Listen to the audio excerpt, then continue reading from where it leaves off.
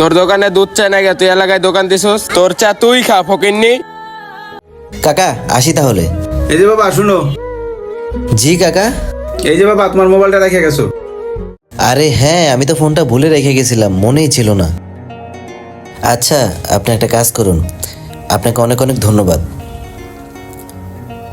এই টাকাটা রাখুন।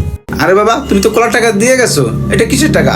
কাকা আমি ফোনটা ভুলে রেখে গেছিলাম, মনেই ছিল না, আপনি আমাকে ডাইকা ফোনটা দিলেন, এটা আপনার সততার পুরস্কার, নেন কাকা। আরে বাবা টাকা লাগবে না, জিনিসটা তুমি রেখে গেছো, মোবাইলটা তোমাকে ফেরত দেওয়া আমার নৈতিক দায়িত্ব।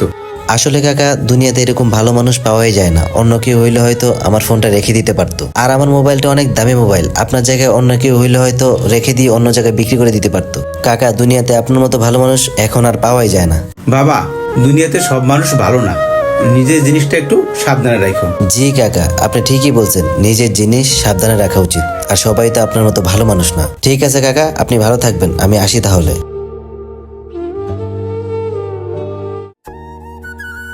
ভাই বন্ধুগুলোকে পার্টি করতে হবে, আমার টাকা লাগবে, টাকা দাও।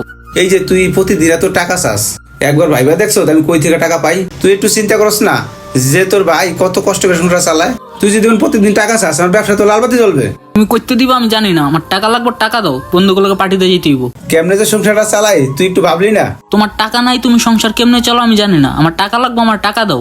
আমার কথা একটু ভাবলি না রে? এত কষ্ট করে টাকাগুলো জমাইলাম, এই নে 500 টাকা নে। সবগুলো দাও, আমার 500 টাকা কিছু হইব না, সবগুলো লাগবে। থাকো তুমি, আমি গেলাম। ভাই দাঁড়া দাঁড়া দাঁড়া, আমার কথাটা শোন। এই বেটা কই তোরা? চালু আয়, টাকা পয়সা সবই আছে, জামা কাপড়ও কিনুম, পার্টিও করুম, চালু চালু আয়। এই ছেলে, এই এদিকে আসো। কি হইছে ভাই, ডাক দিছেন কে লিগা? আমি জানি তোমার ভিতরে ভদ্রতা বলতে কিছু নেই, কিন্তু সেই মানুষটাকে তো তুমি রেসপেক্ট করবা যে মানুষটা তোমাকে ছোট থেকে বড় করছে, যে মানুষটা তোমার সব শখ আহ্লাদ পূরণ করে তোমাকে লেখাপড়া শিখাইছে, অন্তত সেই মানুষটাকে তোমার রেসপেক্ট করা উচিত ছিল। এই বেটা কি কইতে চাস তুই ক?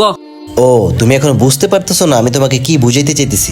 আচ্ছা আমি তোমাকে বুঝাই বলতেছি। আর একটু আগে তোমার বড় ভাই থেকে যে টাকাটা তুমি সিনে নিয়ে আসছো, এবং যে টাকাটা তুমি সামান্য টাকা মনে করতেছো, এই টাকাটা ইনকাম করতে তোমার বড় ভাইয়ের কতটা কষ্ট করতে হয় সেটা একবারও ভেবেছো তুমি? সারাদিন কত মানুষের খারাপ খারাপ কথা শুনতে হয় সেটা মনে হয় তুমি জানো না, তুমি জানার চেষ্টাই করো না। আরে এই টাকাটা ইনকাম করতে তোমার বড় ভাই সারাদিনে কত মানুষের কত কথা কত অপমান সহ্য করতে হয় সেটা তুমি জানো? অথচ সেই টাকা তোমার বন্ধু বান্ধবদের সাথে মিশে 5 মিনিটের ভিতরে শেষ করে ফেলবা, কিন্তু তুমি হয়তো জানো না কতটা কষ্ট হয়েছে এই টাকাটা ইনকাম করতে। টাকা ইনকাম করতে আবার কি এর কষ্ট? ও আচ্ছা, তুমি বলতে চাও টাকা ইনকাম করতে কোনো কষ্টই করতে হয় না, এমনি এমনি পকেটে চলে আসে? মাল আনবো, বিক্রি করবো, টাকা আইবো, এনে আবার কি এর কষ্ট? ও আচ্ছা ঠিক আছে, তুমি আমার সাথে 5 মিনিট এখানে দাঁড়াও আর ওইদিকে তাকাও, দেখো তোমার বড় ভাইয়ের সাথে কি কি হয়। মনোযোগ সহকারে খেয়াল করো, ঠিকই বুঝতে পারবা। দেখো। একটা সিগারেট দিয়েন তো। এই যে ভাই নেন আপনি সিগারেট। ওই ওই একটা দুধ চা দে তো। বাবা আমার কাছে দুধ চা নাই, আদা লেবু দিয়ে রং চা আছে, রং চা দিব? তোর দোকানে দুধ চাই না গে, তুই এলাকায় দোকান দিছস, তোর চা তুই খা ফকিন্নি।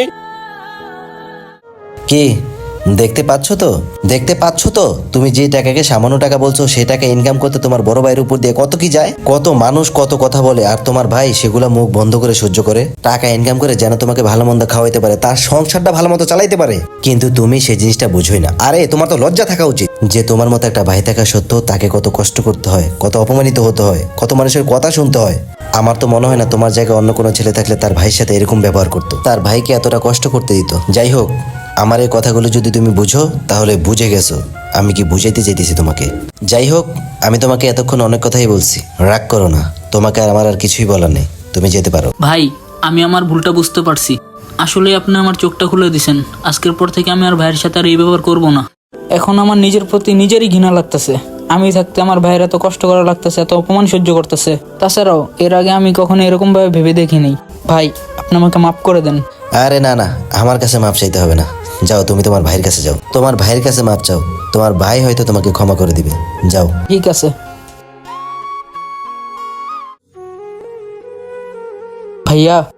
কিরে তুই না গেলি আবার ফিরে আইলি? আমার কাছে কোনো টাকা টুকা নাই, আমি আর টাকা ঢুকতে পারবো না, আমার মাফ কর। ভাইয়া আমার আর টাকা লাগবে না, আজকের পর থেকে আমি তোমার দোকানেও বসবো, তোমাকে সাহায্য করব। ভাই তুই কি কইতেছিস এগুলা? জি ভাইয়া সত্যি বলতেছি, আর কিছুদিনের মধ্যে আমি একটা চাকরির ব্যবস্থা করতেছি, তারপর আমাদের আর এই কষ্ট করতে হবে না। আমার মতো একটা ভাই থাকতে তোমার এরকম চায়ের দোকানে কষ্ট করতে হইতাছে, এটা দেখে আমার নিজেরই লজ্জা লাগতেছে। আমার মতো একটা ভাই থাকতে তুমি চায়ের দোকানদারি করে সংসার চালাইতেছো। দোয়া করো আমি যাতে চাকরিটা পাই যাই, তাহলে আমাদের আর এই কষ্ট থাকবে না। হ্যাঁ ভাই, এই দিনটার জন্যই আমি এতদিন অপেক্ষা করছিলাম রে ভাই। আমি এই দোয়াটাই করছি, কবে আমার ভাই আর ভুলটা বুঝতে হবে। আর আমি অনেক খুশি হয়েছি, আল্লাহর কাছে লাখ লাখ শুকরিয়া। দোয়া করি তুই অনেক দিন বাঁচে থাক, আয় বুকে আয়।